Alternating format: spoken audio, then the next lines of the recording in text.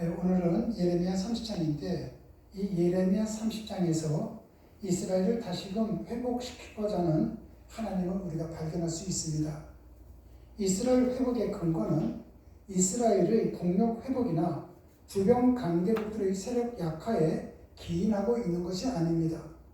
이스라엘의 회복은 오직 하나님께서 약속하신 말씀에 근거하고 있습니다. 29장을 보면 스마야와 같은 거짓 선지자들은 아무런 근거 없는 긍정과 희망의 메시지를 통해 이스라엘 백성들을 현혹을 했습니다. 거짓 선지자들의 근거 없는 낯걸름으로 인해 이스라엘 백성들은 자신들의 죄악이 무엇인지 진지하게 들여보지를 못했던 것입니다. 오늘날도 마찬가지입니다. 오늘날도 보면은 많은 그리스도인들을 현혹하는 목회자들이 많습니다. 이렇게 하면 복을 받는다. 저렇게 하면 복을 받는다. 그러다 보니까 너무나도 낯걸름을 피다 보니까 그리스도인들이 자신들의 죄악이 무엇인지도 모르고 기도만 하면 응답받고 봉사만 하면 응답받고 헌신하면 응답받는다고 잘못 생각할 때가 얼마나 많습니까? 거짓 선지자들의 잘못된 메시지로 인해 백성들은 자신들이 쌓아왔던 죄악의 천상과 현실을 제대로 인식하지 못한 채 하나님의 진노의 날을 맞이하고 말았습니다. 이스라엘 백성들의 마음에는 하나님의 심판 따위는 자신들이 사는 현실과는 동떨어진 먼 과거의 이야기뿐이었습니다.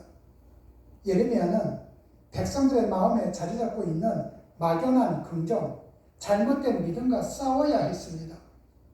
그래서 예레미야의 메시지는 주로 멸망과 파괴였고 백성들이 저지른 각종 죄악성에 대한 폭로였습니다. 이러한 예레미야의 메시지가 환영을 받을 리가 있겠습니까? 권력을 쥐고 있었던 당시에 주류 종교인들과 선지자들 그리고 그들에게 현혹당한 백성들은 예레미야의 입을 막으려 했고 탄압했으며 심지어는 죽이려고 했습니다. 이것은 오늘날도 마찬가지입니다. 하나님의 말씀을 온전히 전한다는 것은 오늘날 쉬운 일이 아닙니다. 너무나도 기독교가 하나님의 말씀보다는 잘못된 종교인들로 인해서 타락의 길을 너무나도 많이 걸어가고 있기 때문입니다. 국가적인 위기 앞에서 희망보다는 절망적인 소리만 들려오는 시국에 어느 선지자인들, 백성들에게 위로와 희망의 메시지를 전하고 싶지 않겠습니까? 예레미야도 마찬가지였습니다. 예레미야의 고통과 번민은 여기에서 비롯됩니다. 선지자로서 백성들에게 힘과 용기를 주고 싶은 마음이야 굴뚝 같지만 이제 곧 현실로 드러나게 될 하나님의 진노 앞에서 선지자는 고통스러운 겁니다. 지금 예레미야 선지자는 너희들 잘 될 거야, 힘이 있어, 반드시 이렇게 될 거야 하고는 싶지만은 현실은 그렇지 않고 하나님의 진노가 임하다 보니 너희들 이렇게 하면 안 돼 하고 싶은데 그 말하기도 쉽지가 않다는 것입니다. 그러한 고통 속에서 번민하는 선지자에게 하나님은 드디어 회복과 위로의 메시지를 전하게 하십니다.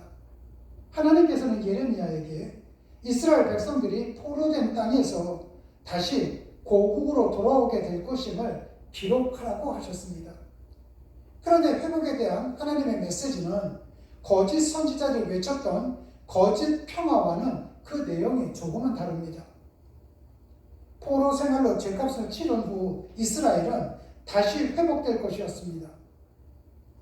그리고 이스라엘에게 고통과 공포의 대상이었던 이방 세력들은 멸망을 당할 것이었습니다. 그런데 하나님은 회복의 메시지 말미에 내가 법에 따라 너희를 징계할 것이요 결코 무죄한 자로만 여기지는 아니하리라 하고 말씀을 덧붙이셨습니다. 마치 한참 동안 벌서고 꾸지람을 듣고서 주눅이 든 아이를 꼭 껴안아 주면서 너 많이 아팠지 하고 다독거려 주는 것과 같았습니다. 그러다가 그래도 너 두고 볼 거야 하고 경고하는 식입니다. 하나님이 이스라엘을 징계하시는 이유는 그들이 하나님의 백성이기 때문입니다. 그리고 그 하나님의 백성은 거룩해야 하기 때문입니다. 거룩함은 하나님의 백성이 되기 위한 필수 조건이 아닙니다. 거룩함은 이미 하나님의 은혜로 하나님의 백성이 된 사람들이 살아야 하는 삶의 원리이자 지침이라는 것입니다. 그러므로 우리 그리스도인들이 이 땅을 살면서 추구해야 하는 가장 고귀한 가치가 있다면 그것은 거룩함입니다. 거룩함이란 단지 숨진 무근함이나 깨끗함만을 의미하지 않습니다. 하나님이 지녀야 하는 거룩함은 구별되는 겁니다. 우리 그리스도인들이 구별해야 할 것을 구별해낸다면 이것이 바로 우리가 이 땅에 소금과 빛으로 사는 방법일 것입니다. 세상과는 다르게 여러분 모두 다가 그러한 삶을 사시기를 주님의 이름으로 축원합니다. 기도하시겠습니다. 하나님 아버지, 사람은 참으로 연약한 존재입니다. 하지만 하나님은 국가가 무너지는 재난 속에서도 하나님의 백성들을 포기하지 않으시며 두려워하지 말라, 놀라지 말라고 말씀하셨습니다. 우리의 삶이 그러하신 하나님 아버지를 온전히 신뢰하는 삶이 될 수 있도록 은혜를 베풀어 주시옵소서. 주님 고맙습니다. 예수님 이름으로 기도드렸습니다. 아멘.